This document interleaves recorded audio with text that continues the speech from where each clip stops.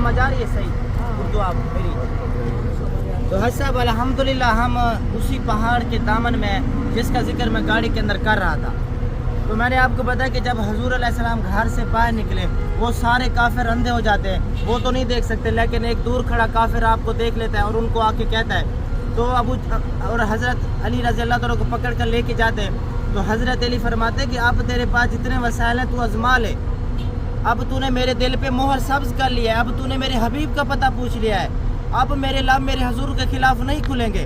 तो अबू जहल इसी गवाही को देख कर दिमाग को दौड़ाता है और सोचता है कि अगर हजूर अलैहिस्सलाम अपने घर में नहीं है तो कहाँ होंगे। तो वो दिमाग को दौड़ाता रहता है और सोचता रहता है। तो उसे ख्याल आता है कि अगर हजूर अलैहिस्सलाम अपने घर में नहीं होते तो वो यार सिद्दीक अकबर के घर की तरफ होते। तो वो बकर सिद्दीक रज़ी अल्लाह तआला अन्हु के घर की तरफ वो दौड़ के जाता है। तो बकर सिद्दीक रज़ी अल्लाह तआला अन्हु के घर के अंदर अबू बकर सिद्दीक की बेटी हज़रत अस्मा रज़ी अल्लाह तआला अन्हा, उनकी 8 से 10 साल उनकी उम्र है। तो अबू जहल दरवाज़ा खटखटाता है और हज़रत अस्मा बाहर आती है और पूछता है, बता अस्मा तेरे पापा और मोहम्मद अरबी कहाँ है? तो हज़रत अस्मा फरमाते कि मुझे नहीं पता। फिर दोबारा पूछता है, बता अस्मा तेरे पापा और मोहम्मद अरबी कहाँ है? तो हज़रत अस्मा फरमाते कि अबू जहल मुझे नहीं पता। फिर गुस्से में आकर अबू जहल हज़रत अस्मा रज़ी अल्लाह तआला अन्हा के चेहरे के ऊपर एक ज़ोरदार थप्पड़ मारता है।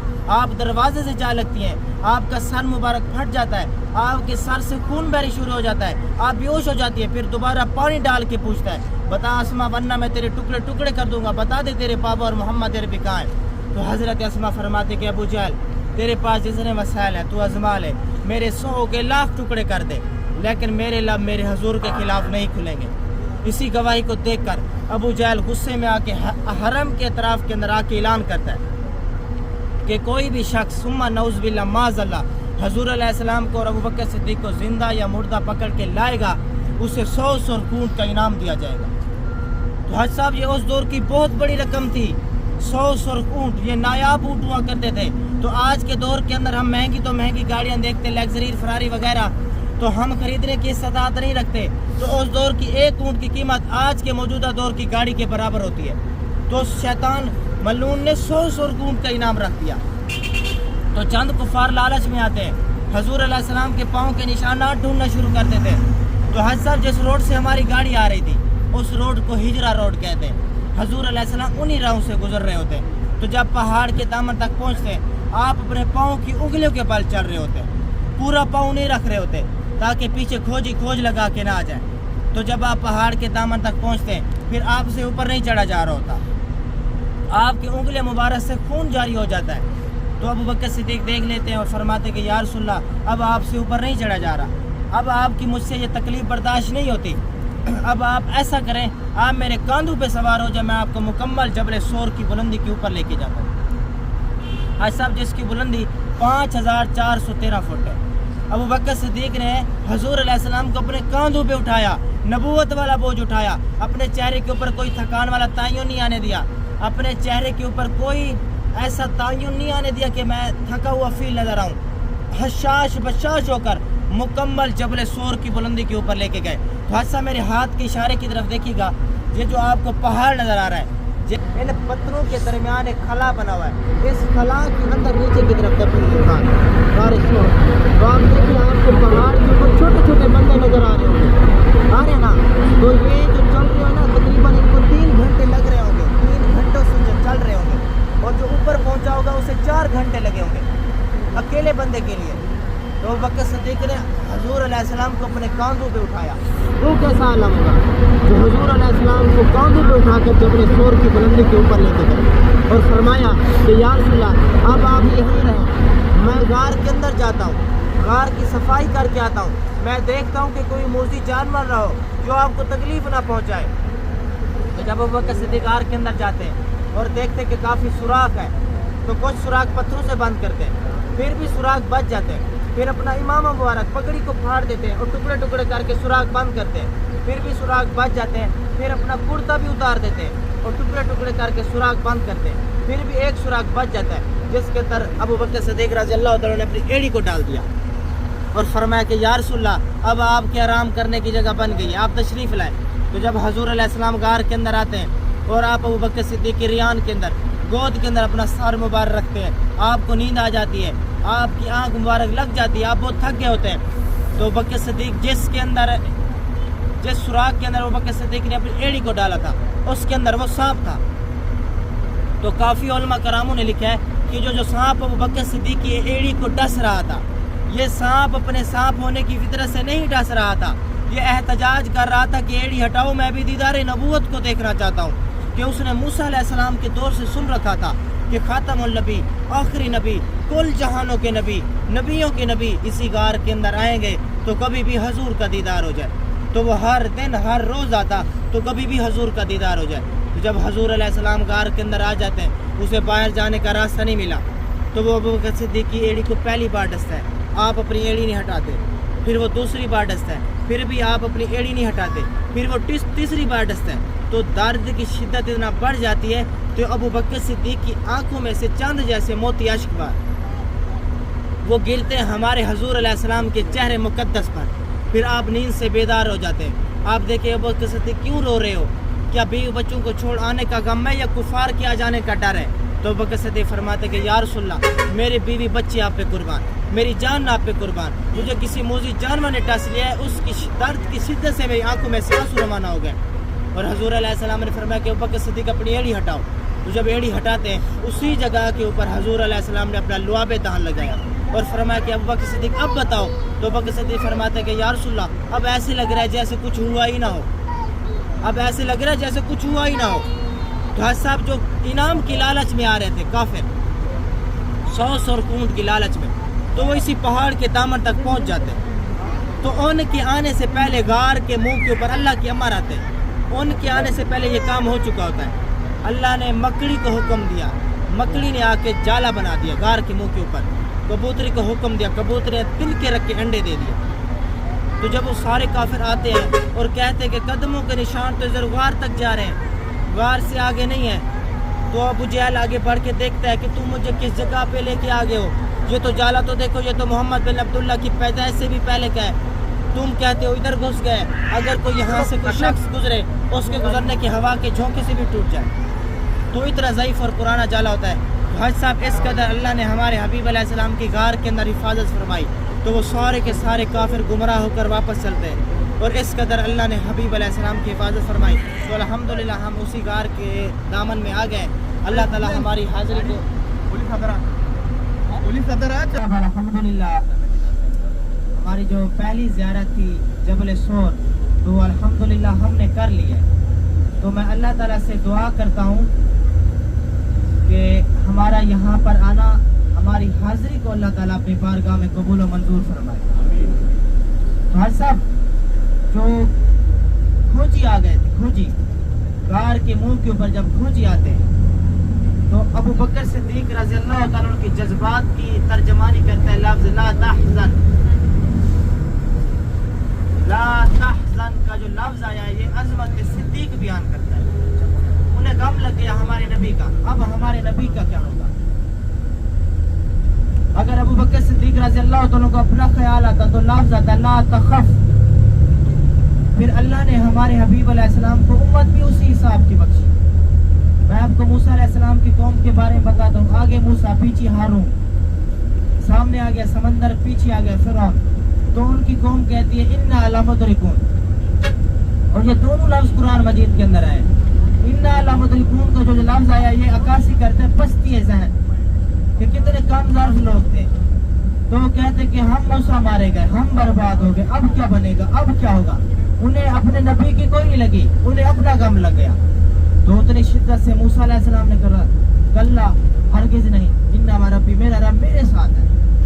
ان کے اس جملے کی وجہ سے فرمایا کہ میرا رب میرے ساتھ ہے. تو جب یہ ابو بکر صدیق کے جذبات کی ترجمانی لفظ کرتا ہے لا تحزن، تو اتنی شدت سے حضور علیہ السلام نے فرمایا کہ ان اللہ معنا، کہ تمہارے میرے دونوں کے ساتھ اللہ ہے. ابو بکر صدیق کو بھی ساتھ لے لیا. تو یہ فرق ہے اس امت کا اور اس امت کا. تو حج صاحب وہ کچھ عرصہ ساتھ چلے.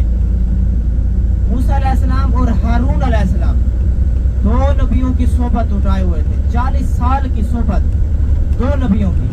کسی بازار سے گزرے، کہتے اجعلہم کمالہم اہلہم، اے موسیٰ ہمیں بھی کوئی ایسا بت خرید کے دو کہ ہم بھی کوئی ان کی عبادت کریں. 40 سال کی صحبت اٹھائے ہوئے.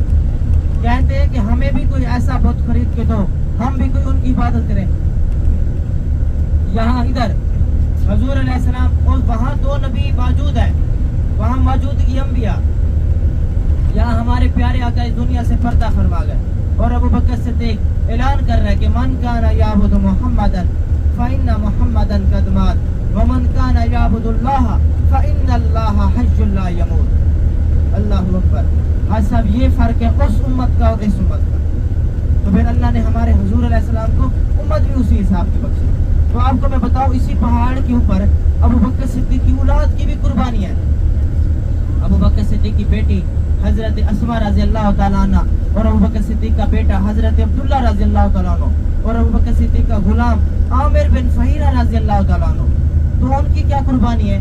हजरत अस्मा रजी अल्लाह तआला अन्हा दिन के अंदर सारा घर का काम करती, बशकीज़े में ठंडा पानी भर के लाती, घर के जितने भी काम हुआ करते थे वो सारे घर के काम करती, और रात के वक्त हजूर अलैहिस्सलाम की खिदमत में ताज़ा खाना तैयार करती। रात के अंदर दो अंधेरों, पहाड़ों का अंधेरा, रात का अंधेरा, खूनखार जानवरों का डर, कुफार का डर, वो सारा डर अपने पुश्तबी के छोड़कर इसी पहाड़ जबले सूर की बुलंदी के ऊपर आती है और आके हजूर अलैहिस्सलाम की खिदमत में ताज़ा खाना पेश करती है। तो ये उनकी कुर्बानी है।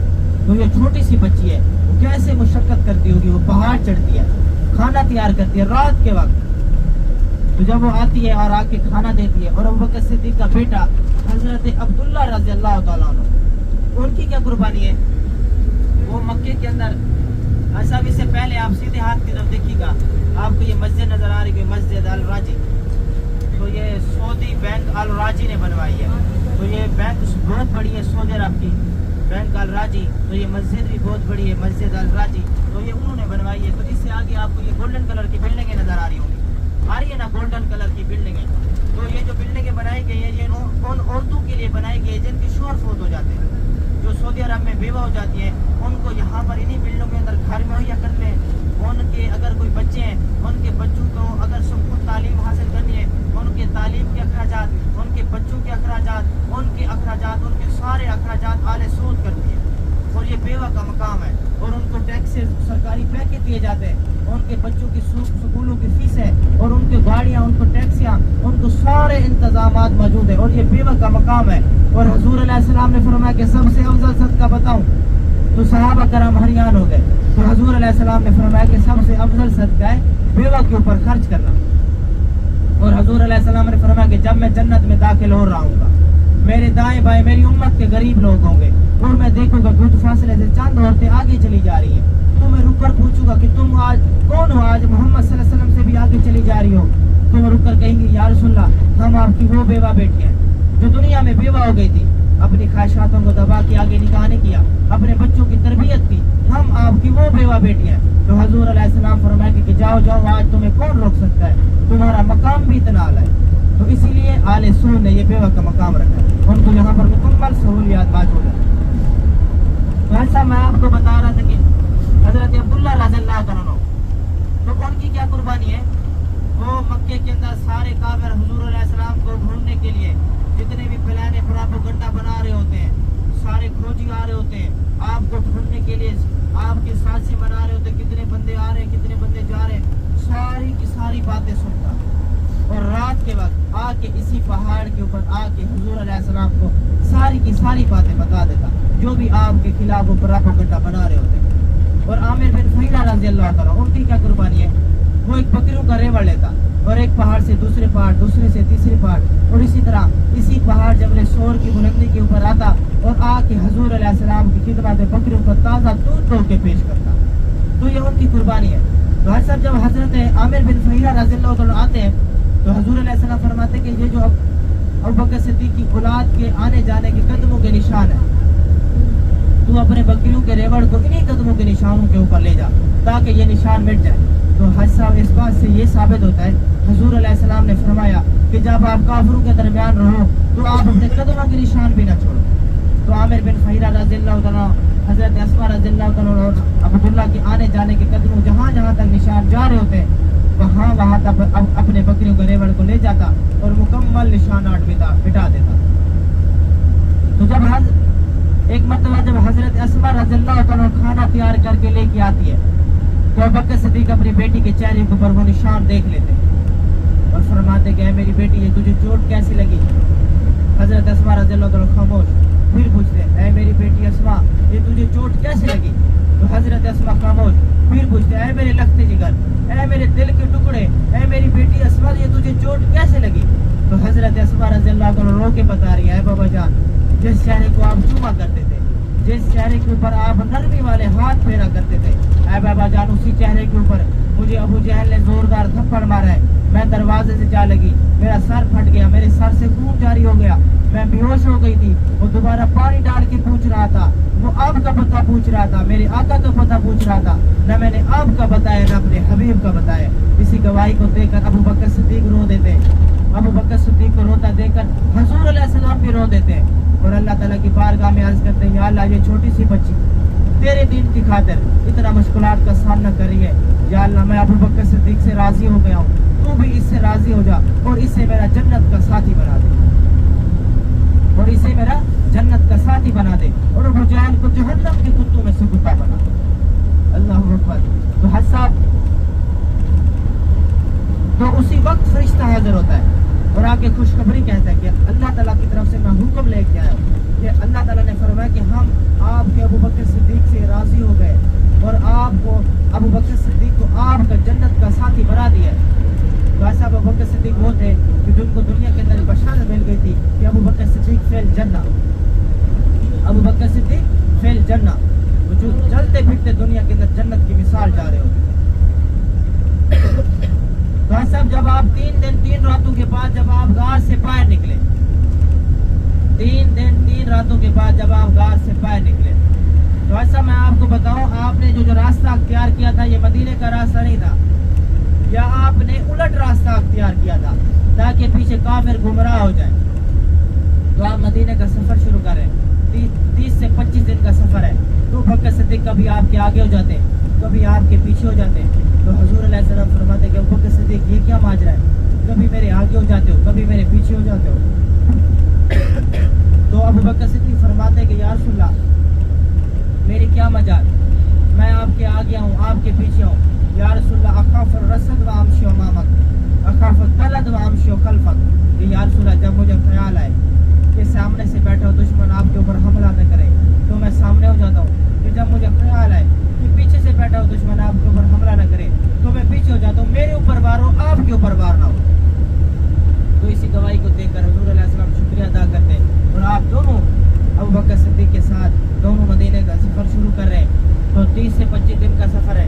تو ایسا مدینے کے اندر جتنے بھی صحابہ کرام ہوتے ہیں ان کو علم ہو جاتا ہے کہ حضور علیہ السلام مکہ کو چھوڑ کر مدینہ آ رہے ہیں. سارے صحابہ کرام خوش ہو جاتے ہیں، آپ کے استقبال کے لیے مدینہ جہاں سے سٹارٹ ہوتا ہے وہاں سے کھڑے ہوتے ہیں، آپ کے آنے کے لیے آپ کے لیے مشکیزے کا ٹھنڈا پانی تیار کیے ہوتے ہیں. آپ جب پہنچتے ہیں 30 سے 25 دن کے بعد آپ کو استقبال کرتے ہیں، آپ کو مشکیزے کا ٹھنڈا پانی پلاتے ہیں، آپ کے لیے نرم بستر لگاتے ہیں اور فرماتے ہیں یا رسول اللہ آپ نے بہت دور دراز کا سفر کیا ہے، آپ بہت تھکے ہوں گے، آپ آرام کریں. ہم ابو بکر صدیق سے پوچھتے ہیں کہ آپ کے شب روز کیسے گزرے غار کے اندر، آپ غار تک کیسے پہنچے، غار کے اندر کھوجی آ گئے تھے، آپ گھر سے کیسے باہر نکلے. تو وہ ساری کی ساری باتیں ہم ابو بکر صدیق سے پوچھیں گے. تو صاحب ابو بکر صدیق بتا رہے کہ کس قدر ہم گھر سے باہر نکلے، کس قدر وہ کافر اندھے اور بہرے ہو گئے تھے، کس قدر ہم غار تک پہنچے. غار کے اندر اللہ نے ہماری کیسے حفاظت فرمائی، وہ سارے کے سارے کافر گمراہ ہو کر واپس گئے تھے اور ہم نے 3 دن 3 راتیں قیام کیا. تو وہ ساری کی ساری باتیں بتا رہے ہیں.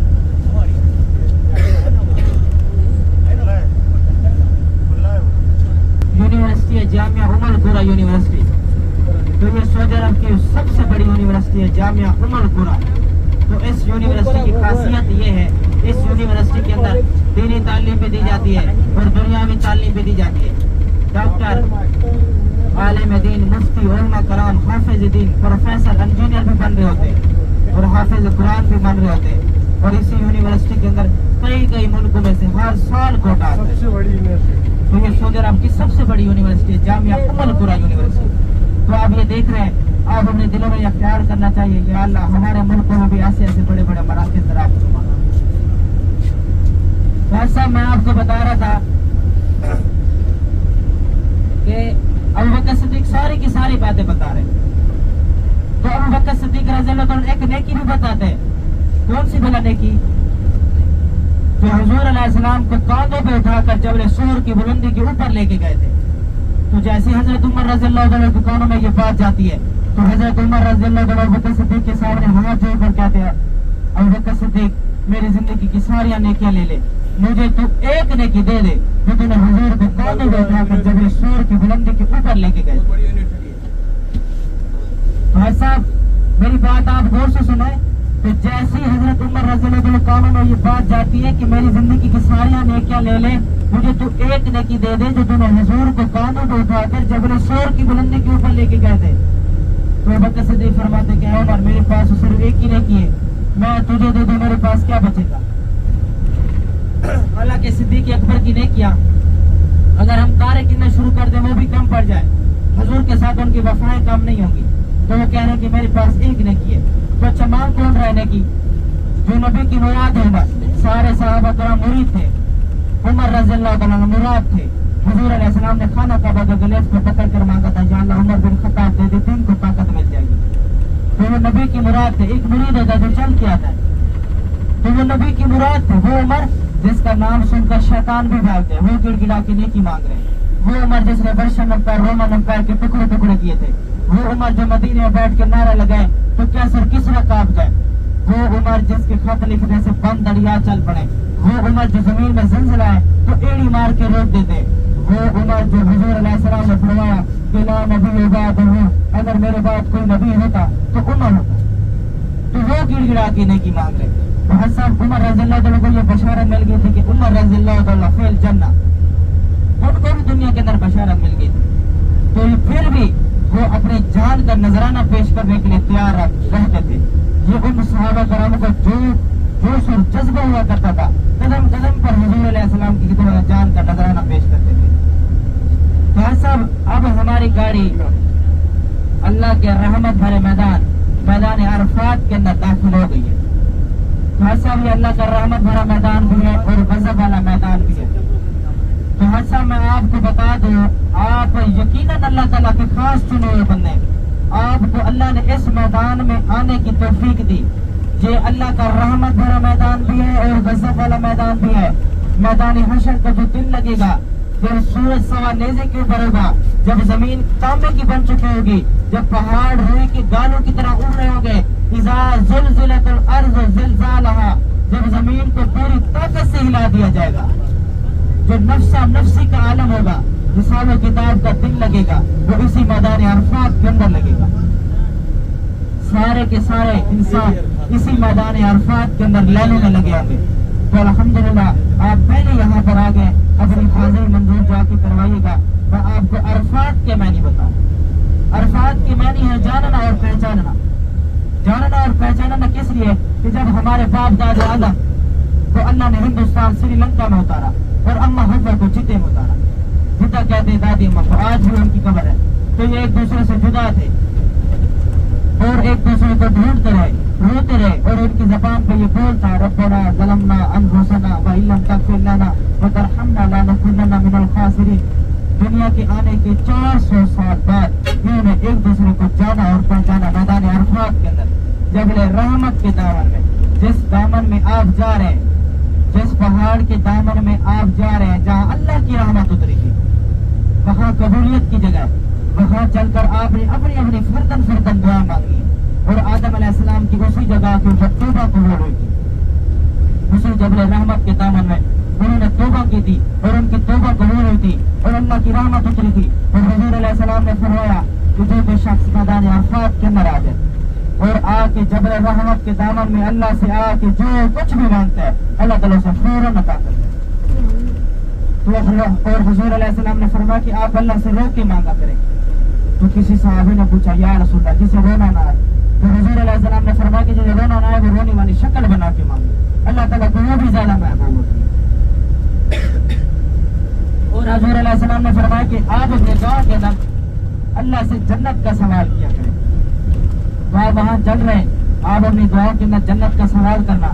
तो हज साहब जब आप रो रहे होते हैं और अल्लाह से जन्नत मांग रहे होते हैं तो अल्लाह ताला फरिश्तों को हुक्म देता है और उनको फरमाते कि जाओ जी मेरा बंदा मुझसे क्या मांग रहा है। फिर से फरमाते या अल्लाह तू तो बेहतर जानता है। तो अल्लाह ताला फरमाते कि नहीं मुझे बताओ ये मेरा बंदा मुझसे क्या मांग रहा है। फरिश्ते आते हैं फरमाते या अल्लाह ये तो जन्नत मांग रहा है। तो अल्लाह ताला फरमाता कि इसने जन्नत देखी है। फरिश्ते ने फरमाया या अल्लाह इसने जन्नत तो नहीं देखी लेकिन तेरे हबीब से सुनी है। तो अल्लाह ताला फरमाता कि तुम गवाह हो जाओ, ये मुझसे बिन देखे जन्नत मांग रहे हैं, मैंने इसे बिन देखे जन्नत अता कर दी। तो अल्हम्दुलिल्लाह आप वहाँ जा रहे हैं जहाँ कबूलियत की जगह, जहाँ अल्लाह की रहमत उतरी थी। वहाँ चलकर आपने अपनी अपनी फर्दन दुआ मांगनी है। और वहाँ पर आपको एक बार और बात बता दूं, वहाँ पर रश बहुत ज्यादा होगा, इसी कलर की गाड़ियां भी और बहुत ज्यादा होंगी।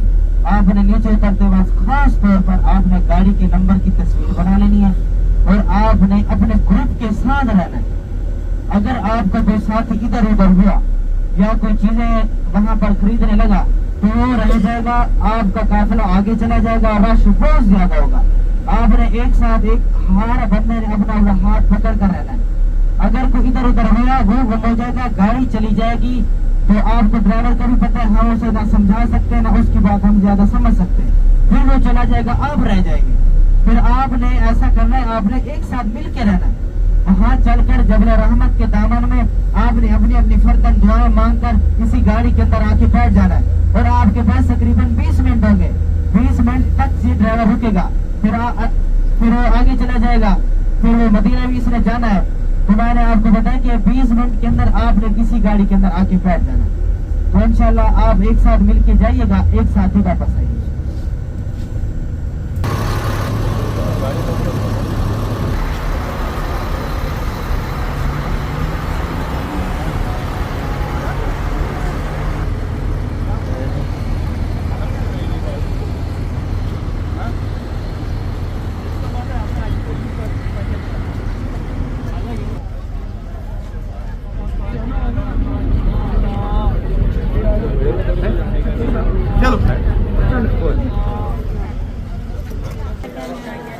अरफात का मैदान।